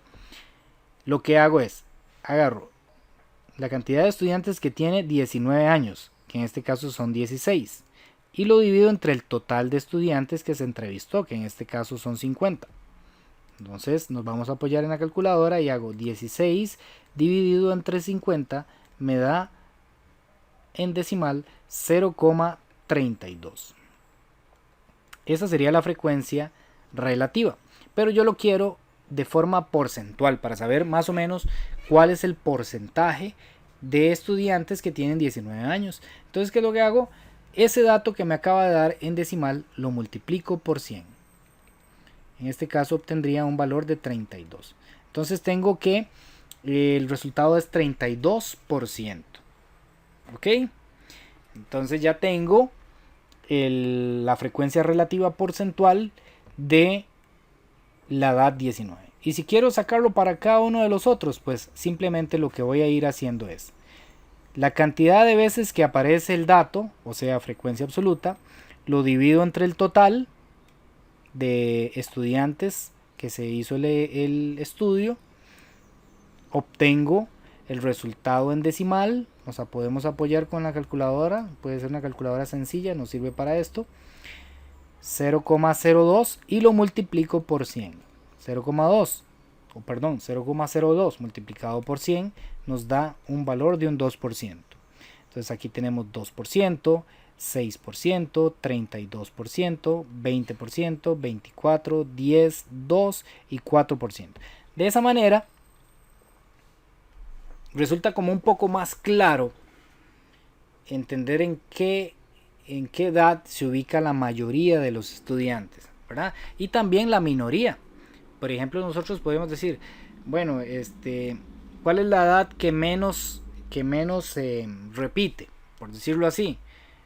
Podemos decir que la edad de 17 años solamente representa un 2% de los estudiantes, o la edad de 23 años también representa únicamente un 2% de los estudiantes. Entonces, para eso nos funciona la frecuencia relativa y la frecuencia absoluta. Entonces, frecuencia absoluta, la cantidad de veces que aparece el dato. 17, ¿cuántas veces aparece? Una. Entonces, eso es la frecuencia absoluta, la cantidad de veces que aparece ese dato. La frecuencia relativa es muy sencillo. ¿Por qué? Porque agarro la frecuencia absoluta, la divido entre el total de datos, esto voy a obtener un número en decimales, y lo multiplico por 100 para encontrar la frecuencia relativa porcentual. ¿Ok? Entonces esa es la forma en la que vamos a trabajar eso. Vamos a hacer un ejercicio de eso. A que de nuevo pongan en pausa el video, intenten resolver ese ejercicio y cuando ya lo tengan listo le vuelven a dar play y se van a dar cuenta de la respuesta, o por lo menos en este caso vamos a ir resolviéndolo paso a paso. Ok, pónganle pausa y lo resuelven. Ok, volvemos y vamos a irlo resolviendo juntos en este momento para que vayamos viendo el procedimiento de cómo se resuelve. Muy bien, tenemos estudiantes, ya aquí tenemos una tablita que se fue construyendo. Entonces tenemos estudiantes de 15 años. ¿Cuántos estudiantes de 15 años? Entonces voy a ir buscando hacia abajo para ir más ordenado. Tenemos 1, 2 estudiantes, 3. Entonces tenemos una frecuencia absoluta de 3 estudiantes. Ahora, ¿cuántos estudiantes tienen 16? Bueno, 1, 2, 3, 4, 5, 6, 7, 8, 9, 10, 11, 12, 13, 14, 15, 16, 17, 18, 19. 19 estudiantes tienen 16 años. Ahora, ¿cuántos estudiantes tienen 17? 1, 2, 3, 4, 5, 6, 7, 8, 9, 10, 11, 12 y 13. Entonces, 13 estudiantes tienen 17 años. Vamos a ver cuántos tienen 18. 1, 2, 3, 4, 5 estudiantes tienen 18. El ejercicio habla de 40 estudiantes que se obtuvieron, se habla de las edades que se hizo una consulta a 40 estudiantes sobre sus edades. ¿Ok? Entonces son 40 en total. Yo a la hora de sumar estas edades aquí me tiene que dar 40. Si no me da 40 significa que algún dato lo conté mal. Entonces 3 más 19 más 13 más 5 es igual a 40. Quiere decir que es una forma de saber que hicimos bien la cuenta. Entonces en total tenemos 40 estudiantes. Ya hicimos la frecuencia absoluta. Eso es todo lo que tenemos que hacer para calcular la frecuencia absoluta. Ahora calculemos la frecuencia relativa. Los estudiantes que tienen 15 años. Entonces yo agarro la frecuencia absoluta, que es 3, lo divido entre el total, que es 40. Entonces digo 3 dividido entre 40, busco el decimal, en este caso me da 0,075 y lo multiplico por 100. Me da el valor de 7,5. Quiere decir que hay un 7,5% de los estudiantes que tienen 15 años. Ahora, para hacer lo mismo con los estudiantes que tienen 16 años, tomo 19, que es la cantidad de veces que hay estudiantes de 16 años, lo divido entre 40, 19 dividido entre 40 y lo multiplico por 100. Me da 47,5. Casi un 50% de los estudiantes, casi tienen 16 años. Ok, vamos a saber cuántos estudiantes tienen 17 años. Son 13. 13 dividido entre 40 sería, vamos a hacerlo aquí, 13 dividido entre 40 es igual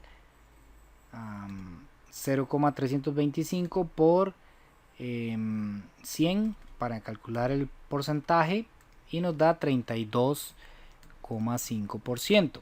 Y por último, lo anotamos aquí, 32,5%. Y por último, 5 entre 40. Vamos a hacerlo acá en la calculadora. 5 dividido entre 40 por 100. En este caso nos da 12,5%. Lo anotamos aquí, 12,5%. Y podemos darnos cuenta si esto lo hicimos bien o si tenemos algún error sumando todas esas cantidades de la columna de la frecuencia relativa. Si al sumar todas esas cantidades nos da un 100%, quiere decir que nuestro resultado está correcto. Entonces vamos a hacerlo.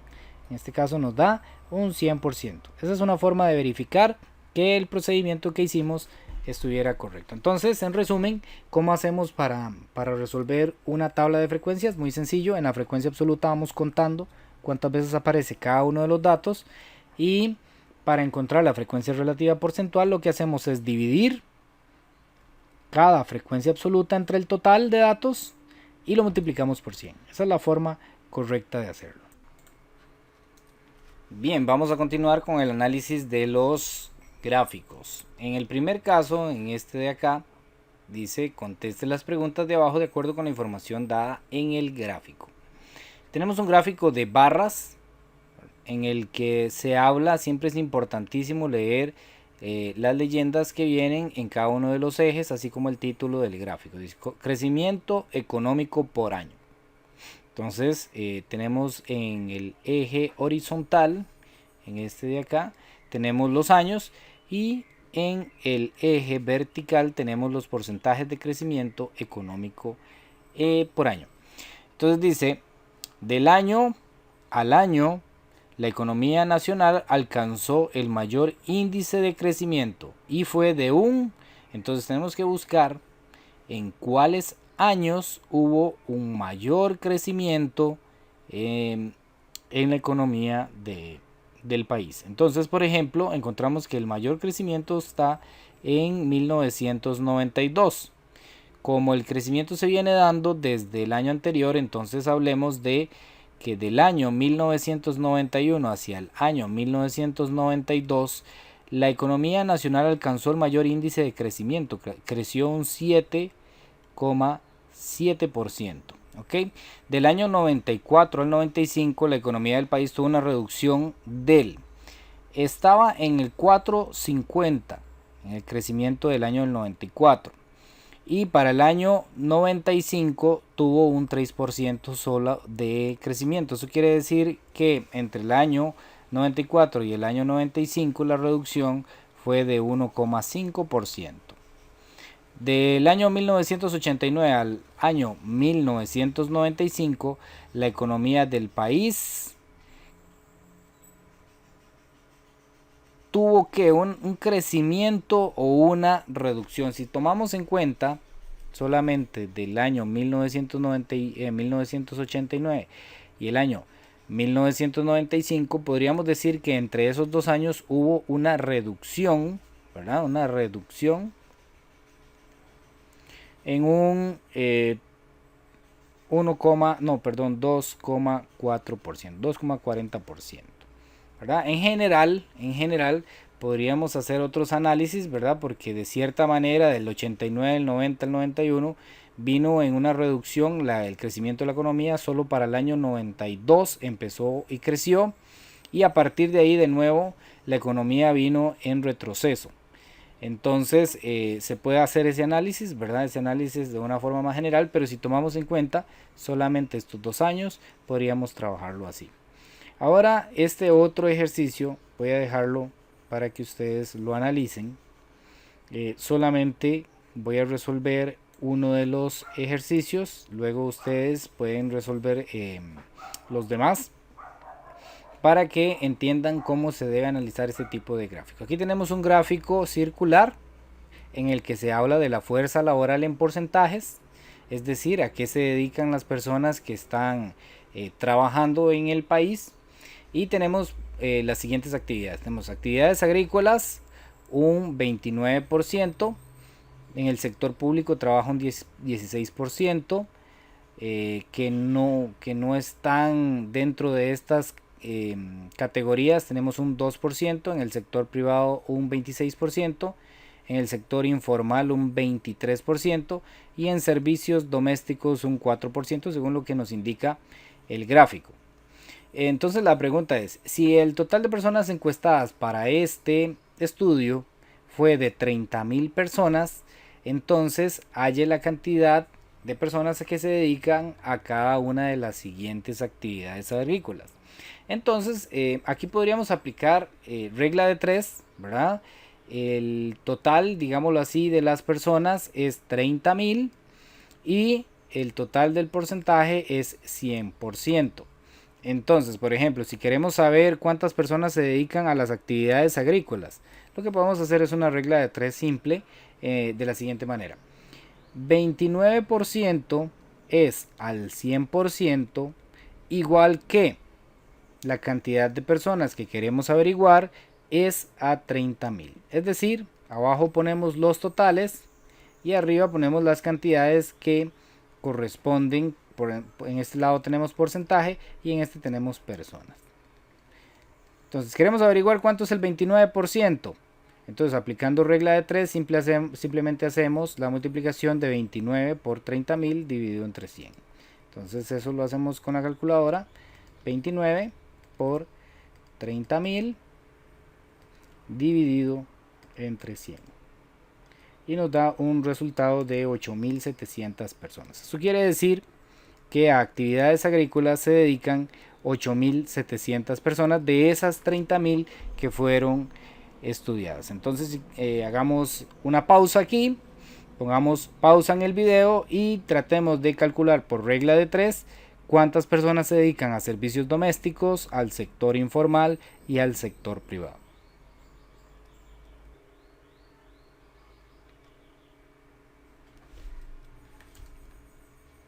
Bien, volvemos y ahí tenemos las respuestas para cada uno. Recordemos que la regla de 3, olvidé mencionarlo antes, se hace multiplicando los dos que quedan en diagonal y dividiendo por el tercero. Es decir, la cantidad que estamos averiguando sería en este caso primero, se multiplican los dos que están en diagonal y el resultado, lo que me dé, se divide entre 100 y ahí vamos a tener el resultado final.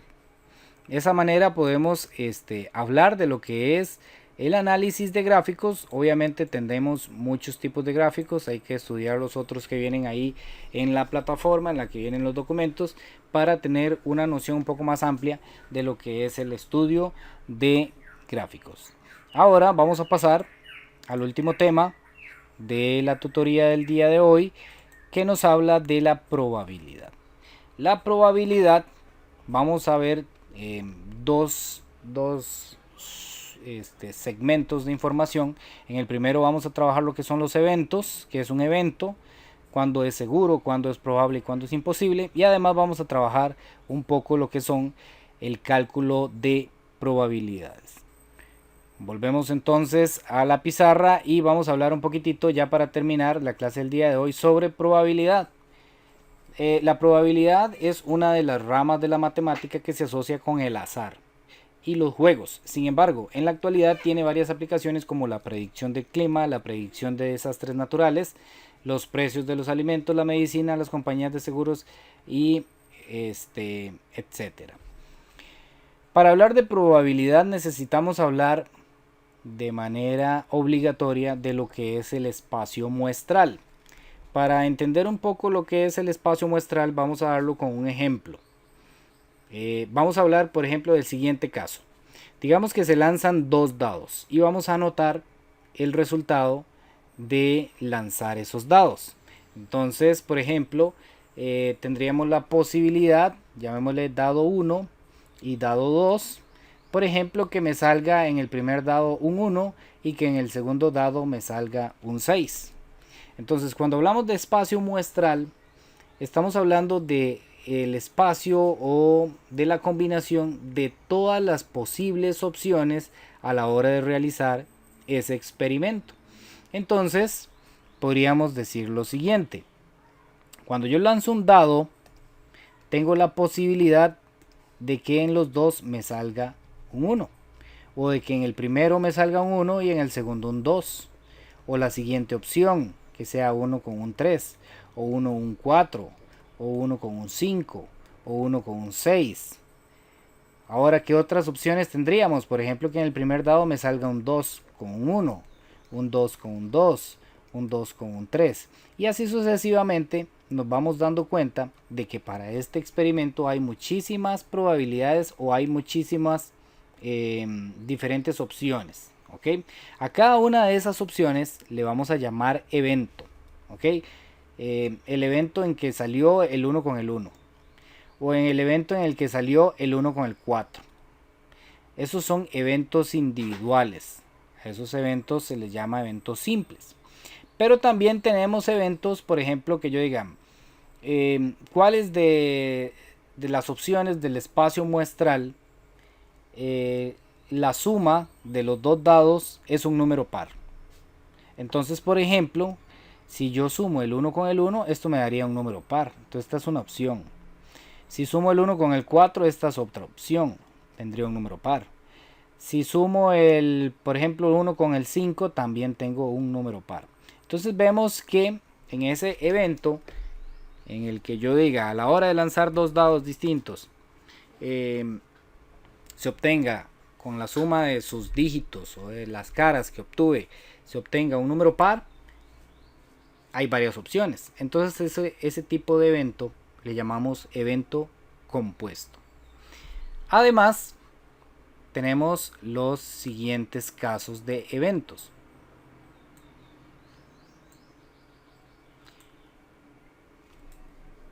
Tenemos un evento seguro cuando ese evento se sabe que va a salir. Por ejemplo, que yo describa el siguiente evento, la siguiente característica, ¿verdad? Del experimento. Que yo diga, voy a lanzar un dado y el evento va a ser obtener un número que esté entre 1 y 6. ¿Ok? Si nosotros lanzamos un dado, de fijo vamos a obtener un número que está entre el 1 y el 6, incluyendo el 1 y el 6, obviamente, ¿verdad? Entonces, eso es un evento seguro.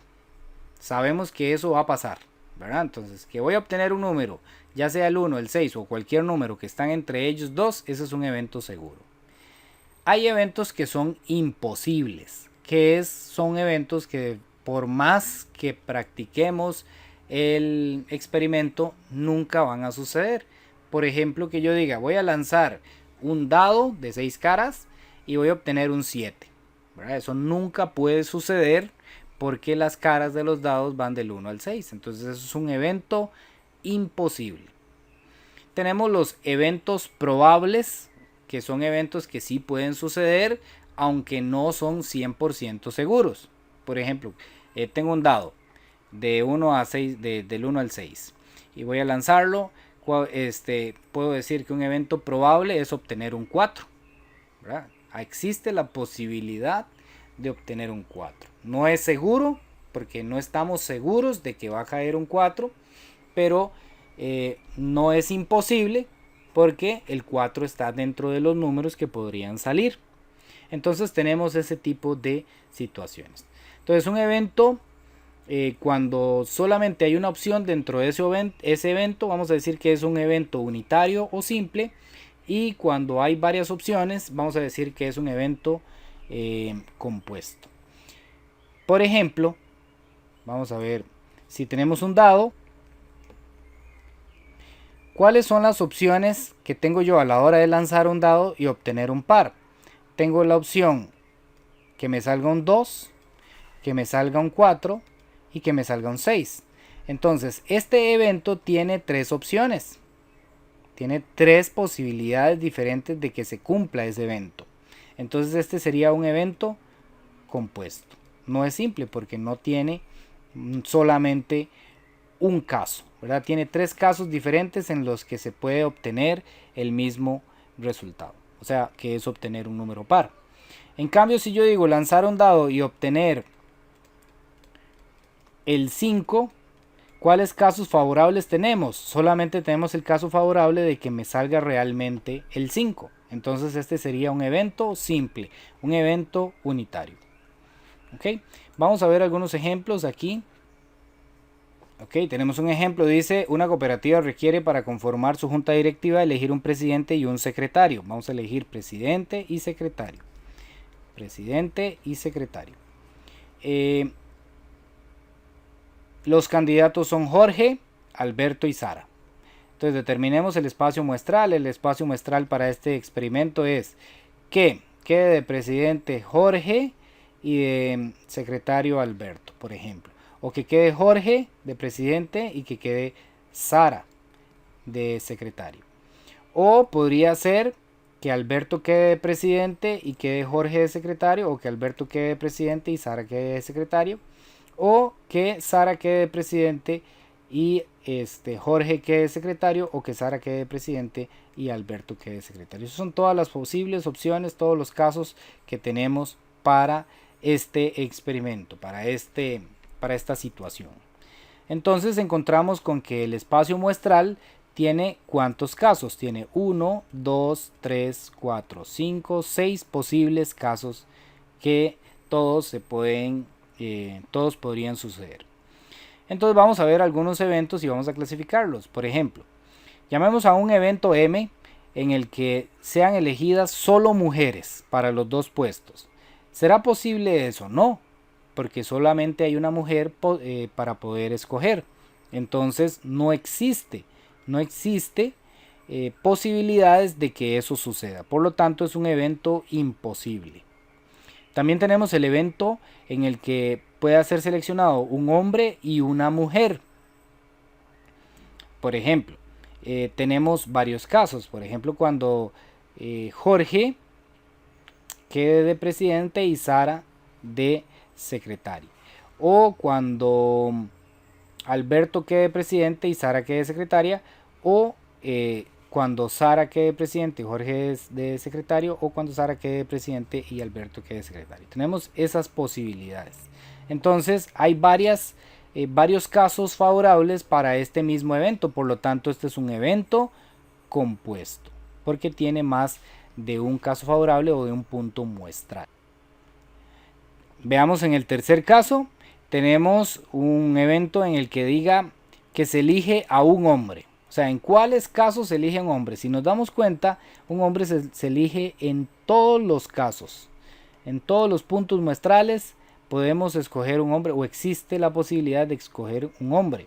Entonces, el espacio muestral completo nos muestra que en todos los casos se puede elegir un hombre. Por lo tanto, es un evento seguro, va a suceder. Independientemente del caso que realmente se escoja, siempre va a contener un hombre. Por lo tanto, en este caso estamos hablando de un evento seguro. Veamos un evento llamado R, en el que Sara sea secretaria y Jorge sea presidente. Solamente hay un caso en el que Jorge es presidente y Sara es secretaria, solamente hay uno. Entonces a esto se le llama evento simple, porque solamente hay un caso favorable, es decir, solo hay un punto muestral en el que eso sucede. Veamos también un evento Q en el que Alberto sea elegido. ¿En cuáles posibilidades Alberto fue elegido? Cuando Jorge era presidente, cuando Alberto era presidente, en estos dos casos, y cuando Sara fuera presidente y Alberto fuera secretario. Entonces tenemos cuatro casos favorables en el que este evento se cumple. Por lo tanto, este es un evento compuesto también. Ahora, veamos un par de ejercicios. Dice, considere las siguientes proposiciones referidas a un experimento que consiste en lanzar una vez un dado. Un dado legal es un dado que no está cargado en ninguno de sus lados. O sea, que tiene la misma probabilidad de salir cada uno de los lados. Entonces dice, la expresión sacar un 3 corresponde a un evento simple. ¿Cuáles o cuántas opciones, cuántos puntos muestrales tenemos de que salga un 3? Solo hay uno, que es cuando la cara salga justamente el 3. Entonces esto es cierto porque es un evento simple. Un evento simple es cuando solamente hay una posibilidad. Dice, la expresión sacar un número par corresponde a un evento compuesto. También es cierto. ¿Por qué? Porque vimos que un número par podría ser el 2, podría ser el 4 o podría ser el 6. Hay 3 casos favorables, 3 puntos muestrales. Entonces a esos tipos de eventos se les llama eventos compuestos. Por lo tanto, ambas son verdaderas. Veamos esta otra que aquí está numerada con el 12. Dice, en una cartuchera José tiene 5 pinturas de color rojo, 2 azules y una amarilla. Si se desea extraer sin ver una pintura de color anaranjada, entonces ¿qué tipo de evento ocurriría? Tiene rojas, azules y amarillas. ¿Qué posibilidad hay de que saque una anaranjada? Ninguna, porque no tiene ni rojas ni no tiene anaranjadas, solamente tiene rojas, azules y amarillas.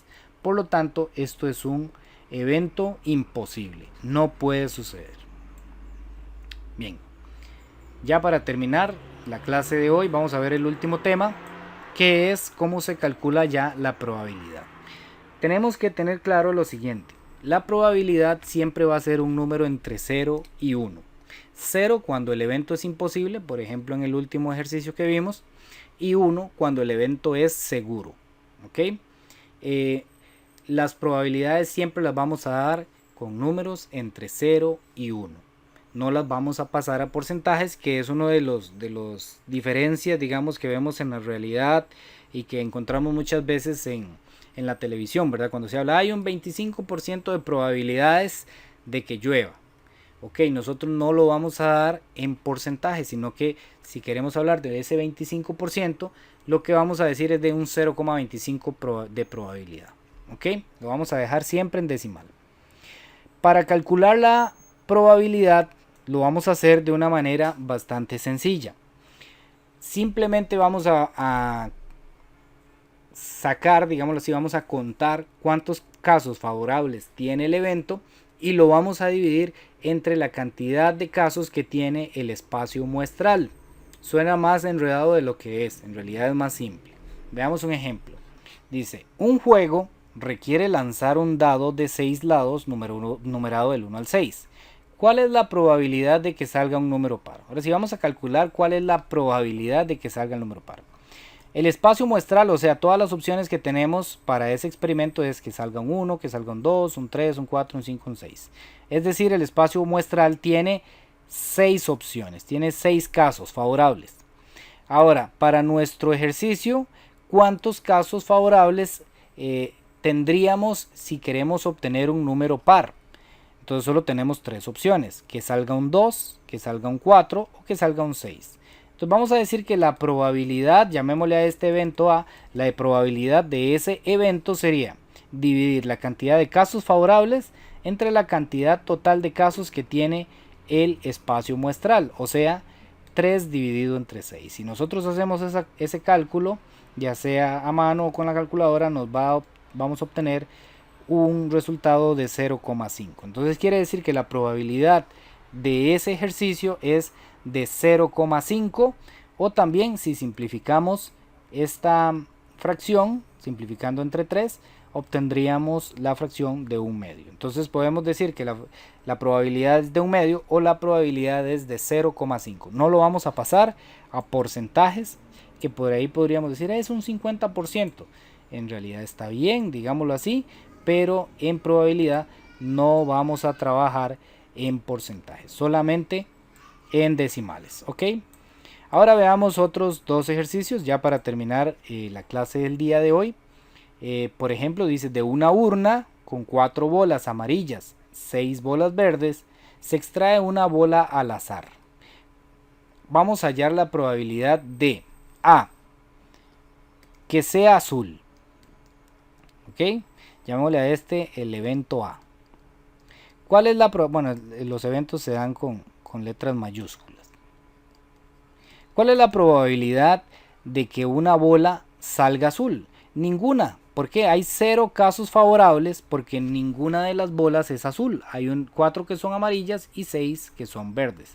Entonces tenemos 0 casos favorables.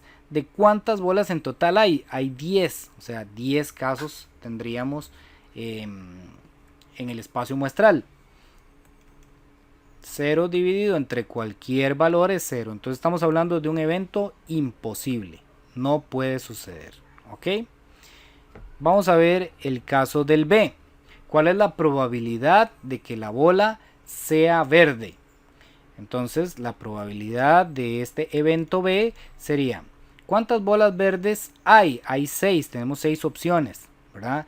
Entre el total de 10 bolas que hay en la urna. Entonces tenemos una probabilidad de 6 entre 10, que sería lo mismo que decir 0,6. Entonces en este caso tenemos una probabilidad de 0,6. Luego, ¿qué probabilidad hay de que sea amarilla?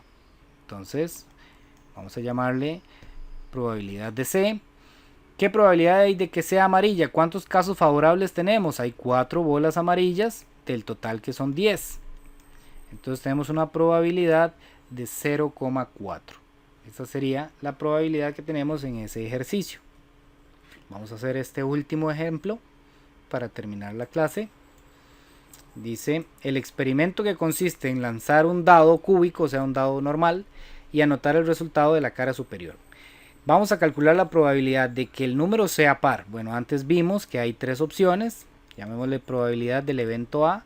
Hay 3 opciones de un total de 6, por lo tanto eso lo podemos simplificar como un medio, que sería lo mismo que decir 0,5, ¿verdad? También podemos encontrar la probabilidad de que salga un número impar. ¿Cuáles números impares hay del 1 al 6? Tenemos el 1, el 3 y el 5, o sea tenemos 3 opciones también. Entonces la probabilidad de que salga un número impar sería de 3 entre 6, que también sería un medio, que también sería 0,5. ¿Y cuál es la probabilidad que sea un múltiplo, por ejemplo, de 2? Que el número sea múltiplo de 2. Bueno, vamos a ver. ¿Cuáles son los múltiplos de 2 que hay del 0 al 6? El 2, el 4 y el 6. ¿Okay? Tenemos esas 3 opciones. Entonces la probabilidad de que el número que nos salga sea un múltiplo de 2, tendríamos 3 de 6, que es también un medio, que es 0,5. Y cambiemos este 2, cambiémoslo por un múltiplo del 3, por ejemplo. ¿Cuáles números del 1 al 6 serían casos favorables que sean múltiplos del 3? Sería el 3 y el 6 solamente. Entonces llamémosle a este ejercicio el D. Entonces la probabilidad de D, de que salga un número que sea múltiplo del 6, sería 2 casos favorables del total que son 6. 2 entre 6, si lo simplificamos es 1/3, y si lo pasamos a decimales sería 0,3, ¿verdad? Periódico, o sea 3, 3, 3, 3, 3. Ok, entonces con esto llegamos al final de la videotutoría de hoy. Es un poco extensa porque tuvimos que abarcar varios temas, pero espero que haya sido de mucho provecho para todos, que hayan podido aclarar algunas de sus dudas, y los invito a que sigan estudiando, a que le sigan poniendo empeño. Este es un año que ha sido un poco complejo para todos, igual que el año pasado, pero tenemos que seguir adelante, tenemos que seguir caminando, y espero que muy pronto cada uno de ustedes cumplan sus metas de finalizar el colegio y obtener ese tan ansiado título de secundaria. Así es que muchísimas gracias por estar un día más con nosotros, y nos vemos en las siguientes videotutorías en el canal del Colegio Nacional a Distancia CONET. Muchas gracias, hasta luego.